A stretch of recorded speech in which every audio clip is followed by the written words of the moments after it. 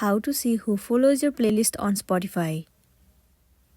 The very first thing you want to make sure that the application Spotify is already installed on a device. Also make sure that your application is up to date.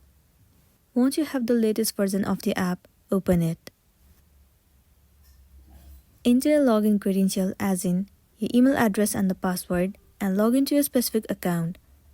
Once you have been logged in, it will land you on this page. Head over to your library at the bottom. All of your playlist will be visible to you. Head over to the playlist that you want to see who follows it. Once you are inside the playlist, now click on your username. It will be landing you on this page. So in this page, below the playlist, you should see the name of the people who follows your playlist. So none of the people follows my playlist, so it has shown 0 saves. But for you in your playlist, if the people follows you, then you will be able to view it in this page, and then you'll be good to go. So that's all for today, and this is simply how you can see who follows your playlist on Spotify. Make sure to smash the like button and consider subscribing if you found this video helpful. We'll see you in the next one.